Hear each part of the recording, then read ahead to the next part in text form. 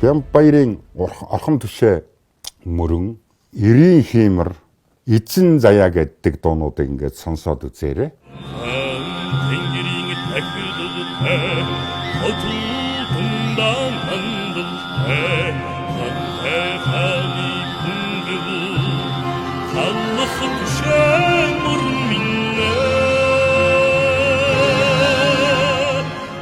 Туйлсын шинж чанар, уртын дуу хоёр, тэгээд бүх нийтийн дууны ололтыг нэг багц болгож шингээсэн тийм дуу ирээд олоход бол Бямбаярынхаас л олдоно.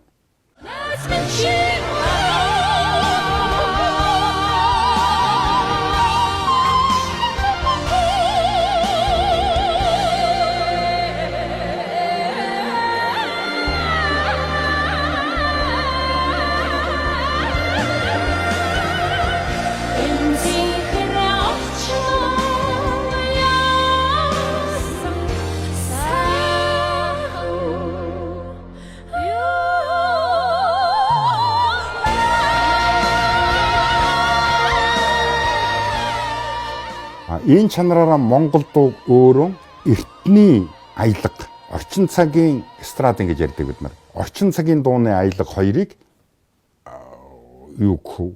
амьд нийлэмж болгосон органик синтез гэдэг орос үгнүүд хэрэглэдэг юм а бид нар.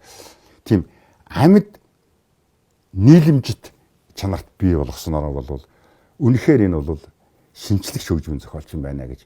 Энэ нь ч дараачийн үеуд ингээд яригадаад 7-8 дахь хөгжмийн зохиолчдын үе гэж яригдахтай зэрэг Бямбаярын хийсэн энэ дуун дахь шинжил бол үнэн чанартай яг өөрийнхөө алтан үсгээр байдаг юм уу, мөнгөн үсгээр байдаг юм уу, нэгэн үсгээр бичигдэж Монголын хөгжмийн түүх нь үлдэнэ гэж бодож байгаа.